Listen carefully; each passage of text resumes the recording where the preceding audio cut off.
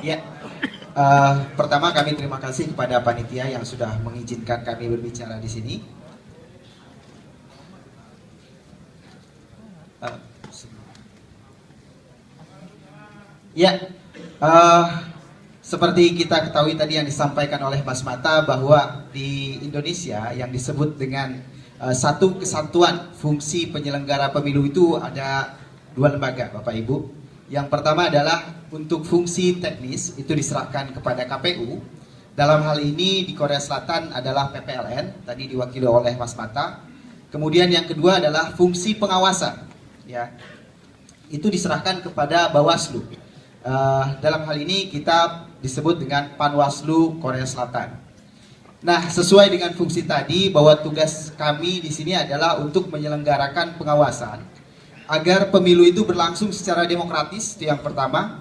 Asas-asasnya adalah langsung, umum, bebas, rahasia, jujur, dan adil, atau kita sebut dengan luber jurdil, ya. Nah, untuk melaksanakan tugas ini, Bawaslu Pusat telah menunjuk 3 orang, telah memilih 3 orang dari sekian nama yang diajukan. Itu kami perkenalkan diri, nama saya Herul Hudaya sebagai ketua. Kemudian ada Hafizah Larasati sebagai anggota, dan terakhir adalah Asri Julianti. Kebetulan kami semua di sini adalah mahasiswa S2 dan S3 yang sedang menyelesaikan pendidikan di Korea Selatan. Nah, kami diberikan kewenangan untuk melakukan pengawasan-pengawasan terhadap pemilu untuk pemilu kita menjadi lebih luber jurdil tadi. Lalu selanjutnya,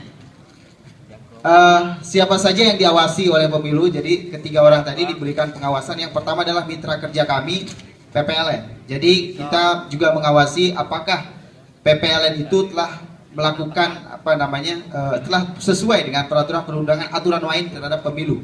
Itu ada undang-undangnya dan peraturan-peraturan di bawahnya. Kemudian kita juga mengawasi peserta pemilu, partai politik yang Mas Mata tadi sebutkan ada 12. Itu juga ada aturan mainnya, Bapak Ibu. Sekarang adalah tahap masa kampanye, gitu ya. Nanti kalau apakah mereka bisa kampanye dengan benar atau tidak, seperti itu. Nah, itu juga terus terang kami kawasi. Selanjutnya adalah saksi dari partai politik pada saat pemilihan suara nanti, dan juga pemilih itu tidak luput juga kami awasi pada saat proses pelaksanaan. Lalu kapan pengawasannya? Sebenarnya ini pertama jauh sebelum adanya kampanye itu adalah penetapan dari DPT, daftar pemilih tetap, yang dilakukan oleh PPLN. Nah, itu yang juga menjadi pengawasan kami. Lalu pada saat kampanye sekarang ini kita juga melakukan pengawasan, dan saat pemungutan suara kami akan hadir di sana untuk melihat seberapa jauh apakah terjadi pelanggaran-pelanggaran terhadap pemilu. Dan yang paling kritis adalah saat perhitungan suara. Ini menjadi satu perhatian bagi kami di Bawaslu. Selanjutnya, jika Anda menemukan pelanggaran, bagaimana caranya? Yaitu melaporkan kepada kami, karena mekanisme untuk terjadinya pelanggaran itu harus dilaporkan.